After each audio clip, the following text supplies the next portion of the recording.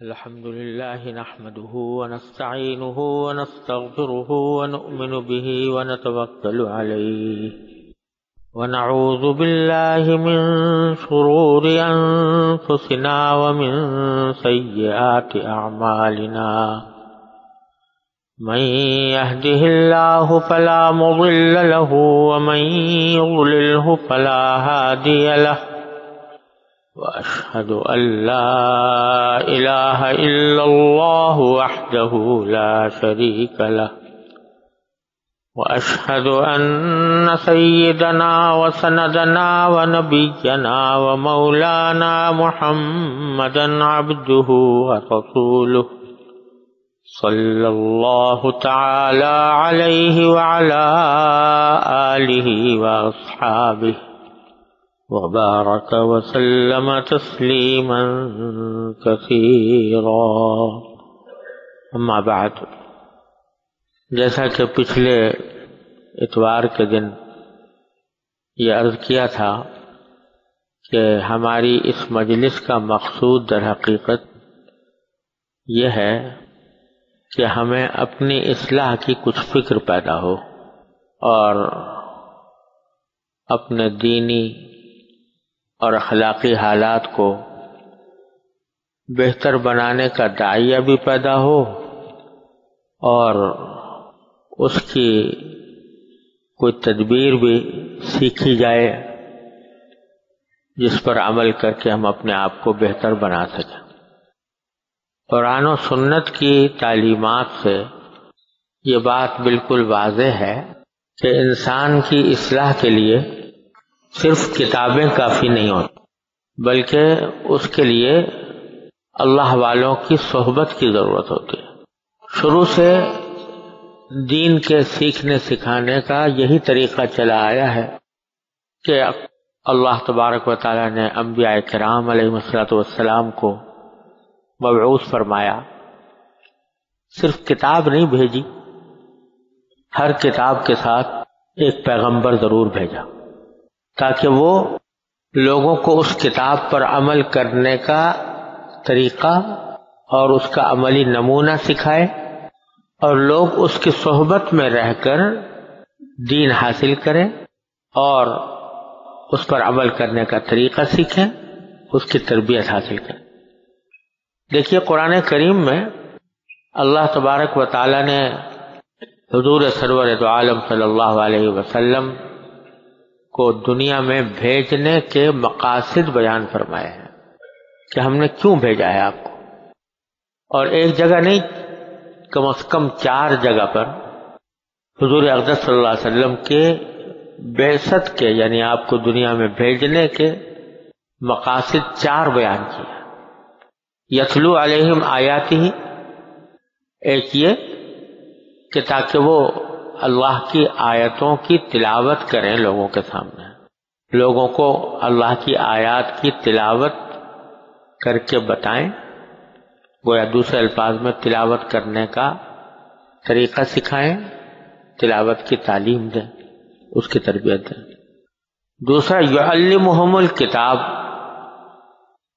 دوسرا یہ بتایا کہ تاکہ کتاب اللہ کی تعلیم دیں، یعنی اللہ تعالیٰ نے جو کتاب نازل فرمائی ہے قرآن کریم، اس کی تعلیم دیں لوگوں کو۔ یہاں یہ بات بھی قابل غور ہے کہ صحابہ کرام کو قرآن کریم کے ترجمے کی ضرورت نہیں تھی، وہ تو عربی زبان سے واقف تھے، اس کے باوجود فرمایا جا رہا ہے کہ نبی کریم صلی اللہ علیہ وسلم کو ہم نے اس لیے بھیجا تاکہ وہ کتاب اللہ کی تعلیم دیں، جس سے معلوم ہوا کہ صرف ترجمہ سمجھ لینے سے کتاب اللہ کا علم حاصل نہیں ہوتا جب تک کہ نبی کریم سرور دو عالم صلی اللہ علیہ وسلم کی تعلیمات کی روشنی میں اس کو نہ سمجھا جائے۔ تو دوسرا مقصد یہ بتایا۔ تیسرا مقصد یہ بتایا والحکمہ، کہ اللہ تعالیٰ نے اس لیے بھیجا نبی کریم صلی اللہ علیہ وسلم کو تاکہ آپ لوگوں کو حکمت سکھائیں۔ کتاب اللہ کی تعلیم الگ اور حکمت دانائی کی باتیں، جس میں بتا دیا کہ دانائی کی بات وہ نہیں ہے جو تم اپنے دماغ سے سوچتے ہو، دانائی کی بات وہ ہے جو حضور رحمت للعالمین سرور دو عالم صلی اللہ علیہ وسلم تعلیم دیں اپنے قول سے یا اپنے فعل سے، وہ ہے دانائی کی بات۔ تمہارا دماغ تو خدا جانے کہاں کہاں بھٹک سکتا ہے، تمہاری عقل محدود، سمجھ محدود، تم کسی بات کو سمجھ بیٹھو گے کہ یہ دانائی کی بات ہے، یہ عقل کی بات ہے، لیکن حقیقت میں وہ عقل کی نہیں ہوگی، دھوکہ ہوگا۔ دانائی وہ ہے جو نبی کریم صلی اللہ علیہ وسلم نے تعلیم دی۔ تیسرا مقصد یہ بتایا۔ اب چوتھا مقصد اس کے بعد بھی ایک اور ہے، وَيُزَكِّيهِمْ، اس لیے بھیجا تاکہ وہ لوگوں کو پاک صاف کر دے، پاک صاف کر دے۔ اب ذرا دیکھو، قرآن کریم کی آیتیں سکھا دی، پڑھنا سکھا دیا، اس کا مطلب سمجھا دیا، یعلمہم الکتاب، اس کتاب کی تعلیم دے دی، حکمت اور دانائی کی تعلیم دے دی۔ اب کیا رہ گیا؟ فرمایا نہیں، یہ تین چیزیں بھی کافی نہیں ہیں، چوتھا کام آپ کا یہ ہے کہ آپ لوگوں کو پاک صاف بنائیں۔ یہ کیا چیز ہے کہ پاک صاف بنائیں؟ اس کا مطلب یہ ہے کہ وہ تینوں باتیں جو تھیں، چاہے وہ کتاب کی تلاوت ہو، قرآن کی تلاوت ہو، چاہے قرآن کا مطلب سکھانا ہو، چاہے حکمت کی باتیں سکھانی ہو، یہ سب نظریاتی باتیں تھیں، نظریہ ہے، یہ علم کی بات تھی کہ علم حاصل ہو جائے صحیح۔ لیکن جیسا پچھلی مرتبہ بھی عرض کیا تھا کہ علم تنہا حاصل ہونے سے کام نہیں چلتا جب تک کہ اس علم پر عمل نہ ہو۔ اس علم پر عمل جب تک نہیں ہوگا اس وقت تک تنہا علم کام نہیں دے گا۔ اس لیے اللہ تعالیٰ فرماتے ہیں کہ ہم نے نبی کریم سرور عالم صلی اللہ علیہ وسلم کو یہ صرف یہ تین باتوں کا علم سکھانے تو بھیجا ہی تھا، اس کے ساتھ اس لیے بھی بھیجا تاکہ وہ پاک صاف کر دیں۔ کیا معنی؟ کہ بسا اوقات انسان کے دل میں، اس کے نفس میں ایسی باتیں ہوتی ہیں، ایسے جذبات ہوتے ہیں کہ جن جذبات کی وجہ سے وہ صحیح بات اس کو معلوم تو ہوتی ہے، مگر وہ جذبات اس کے راستے میں رکاوٹ بن جاتی ہیں۔ جان رہا ہے کہ صحیح بات ہے یہ، لیکن ایک جذبہ ہے طبیعت میں، وہ اس پر عمل کرنے سے روک رہا ہے۔ اب دیکھو، جانتا ہے کہ صبح اٹھنے میں، سویرے اٹھ کر نماز فجر کے لیے جانا فرض ہے، نماز فجر فرض ہے، جانتا ہے، لیکن جب وقت آیا تو لحاف میں پڑا ہوا ہے سردی میں، اور طبیعت میں کسل مندی ہے، اور یہ سوچتا ہے کہ یہ گرم لحاف چھوڑ کر میں نماز کے لیے جاؤں تو یہ طبیعت میں سستی پیدا ہو رہی ہے، جذبہ پیدا ہو رہا ہے آرام طلبی کا۔ وہ آرام طلبی کا جذبہ جو ہے وہ اس علم پر غالب آ گیا۔ علم تو تھا کہ نماز فجر فرض ہے، لیکن اس علم پر غالب آ گیا آرام طلبی کا جذبہ۔ یہ آرام طلبی کا جذبہ جو فرائض کے راستے میں رکاوٹ بن رہا ہے، یہ ناپاکی ہے، یہ گندگی ہے جو انسان کے نفس میں گھسی ہوئی ہے۔ تو اس گندگی سے پاک کرنا مقصود ہے، وہ گندگی دور ہو جائے، جس کے نتیجے میں آدمی آرام طلبی کو اللہ کے حکم کے آگے رکاوٹ نہ بنا۔ ہر مسلمان جانتا ہے کہ بھئی مسجد میں جانا چاہیے، جماعت سے نماز پڑھنی چاہیے، صف اول میں کا اتنا ثواب ہے، وغیرہ وغیرہ، لیکن جب گفتگو ہو رہی ہے، مجلس میں بیٹھے ہیں، ہنسی مذاق ہو رہی ہے، گپ شپ ہو رہا ہے، اس گپ شپ میں دل لگا ہوا ہے، اس کو چھوڑ کر اٹھ کے مسجد کی طرف جانا شاق معلوم ہو رہا ہے، طبیعت پر گراں گزر رہا ہے کہ یہ مزہ آ رہا ہے اس وقت گفتگو میں، بات چیت میں، دوست احباب بیٹھے ہوئے ہیں، مجلس جمی ہوئی ہے، گپ شپ ہو رہی ہے، ہنسی مذاق ہو رہا ہے، دل لگا ہوا ہے، اس کو چھوڑ کے چلا جاؤں مسجد کی طرف۔ تو یہ حالانکہ جانتا ہے کہ مسجد کو جانے میں کیا ثواب ہے، مسجد کے جانے میں ثواب ہی نہیں بلکہ میرے ذمہ ضروری ہے، جماعت سے نماز پڑھنا تقریباً واجب ہے، سنت مؤکدہ قریب بواجب کہا جاتا ہے، جانتا ہے، لیکن وہ لذت پسندی، یہ جو لذت پسندی ہے کہ لذت آ رہی ہے مجلس میں، اس لذت کو چھوڑ کر جائے تو یہ گراں گزار رہا ہے، وہ روک رہی ہے انسان کو. تو علم ہے لیکن طبیعت نہیں چاہ رہی، طبیعت نہیں چاہ رہی. تو غالب نے کہا نا کہ جانتا ہوں ثواب طاعت و زہد، جانتا ہوں ثواب طاعت و زہد، پر طبیعت ادھر نہیں جاتی. یعنی جانتا تو ہوں کہ اللہ تعالیٰ کی اطاعت میں کیا ثواب ہے اور زہد میں کیا ثواب ہے، لیکن کیا کروں کہ طبیعت ادھر نہیں چلتی، طبیعت نہ غائب نہیں جاتی.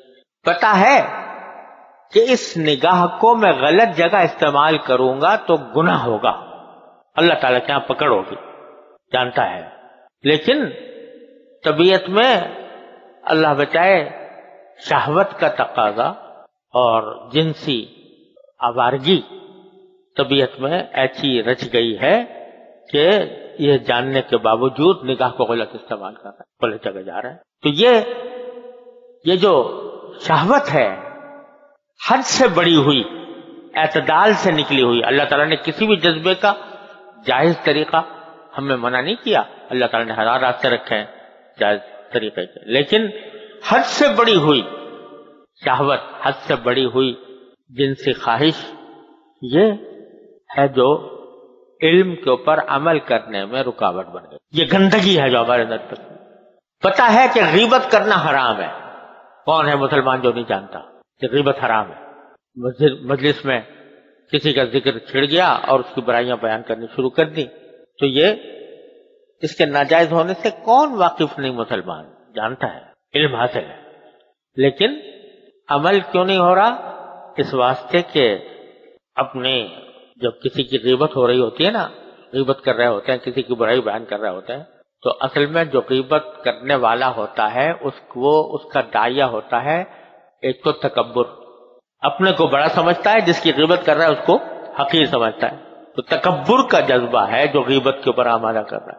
اسی طرح وہ دوسرے کی تحقیر اور تذلیل کرنے میں اس کو ایک لذت محسوس ہوتی ہے، تو یہ ایک لذت پسندی ہے.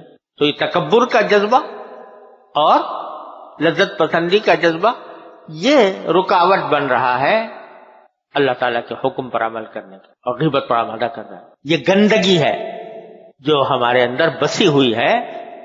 جب تک یہ گندگی رہے گی اس وقت تک اس علم پر عمل نہیں ہو پائے گا. تو جتنے گناہ دیکھو گے، جتنے گناہ، ان سب میں یہ حال ہے. اگر فرض کرو کہ کسی کی آمدنی حرام ہے، ناجائز ہے، تو بس اوقات جانتا ہے کہ یہ آمدنی حرام ہے، جھوٹ بول کر پیسے کمانا، دھوکہ دے کر پیسے کمانا، رشوت لینا، کون مسلمان ہے جو نہیں جانتا کہ حرام ہے؟ لیکن مال کی محبت وہ اتنی چھا گئی ہے کہ حلال و حرام کی پرواہ اس نے ختم کر دی. تو یہ مال کی محبت جو ہے یہ ایک ایسا جذبہ ہے جو علم پر عمل کرنے میں رکاوٹ بن رہا ہے. تو مال کی محبت جب حد سے بڑھ جائے تو یہ کیا ہے؟ یہ گندگی ہے جو انسان کے اندر سمائی ہوئی ہے. اس گندگی کو دور کرنا ضروری ہے. مال کی محبت، شہرت کی محبت، نام و نمود کی محبت، دکھاوے کی محبت، یہ ساری چیزیں گندگیاں ہیں جو انسان کے نفس کے اندر پیدا ہوتی رہتی ہے. تو یہ جو فرمایا جا رہا ہے، اللہ تبارک و تعالیٰ نے یہ جو فرمایا کہ ہم نے نبی کریم صلی اللہ علیہ وسلم کو اس لیے بھیجا تاکہ وہ ایک تو تعلیم دیں کتاب اللہ کے لفظ کی بھی، معنی کی بھی، حکمت کی بھی، اور اس کے علاوہ لوگوں کو پاک صاف کریں. پاک صاف کاہے سے کریں؟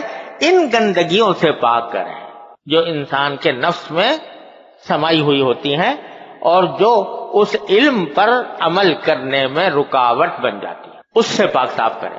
تو وہ پاک صاف کیسے کرتے ہیں بھائی؟ پاک صاف کرنے کا طریقہ کیا یہ ہے کہ وہ سینہ چیر کر آپریشن کر کے ان گندگیوں کو باہر نکال پھینکیں. انبیاء کرام جو تزکیہ کرتے ہیں یا پاک صاف کرتے ہیں، اس کا مطلب در حقیقت کیا ہے؟ آپریشن جو فزیکل آپریشن ہوتا ہے، یعنی جسمانی آپریشن، وہ تو نہیں کرتے صاحب انبیاء کرام، لیکن ایک روحانی آپریشن کرتے ہیں. وہ روحانی آپریشن یہ ہے کہ جب بندہ ان کی خدمت میں جاتا ہے، ان کی صحبت میں رہتا ہے، ان کی باتیں سنتا ہے، ان کا طرز عمل دیکھتا ہے، ان کی صبح و شام کی ادائیں دیکھتا ہے، تو اس کے نتیجے میں وہ نور ہے نبوت کا جو ان دیکھنے والوں کے طرف منتقل ہوتا ہے. جوں جوں وہ نور اندر جاتا ہے اسی حساب سے وہ ظلمت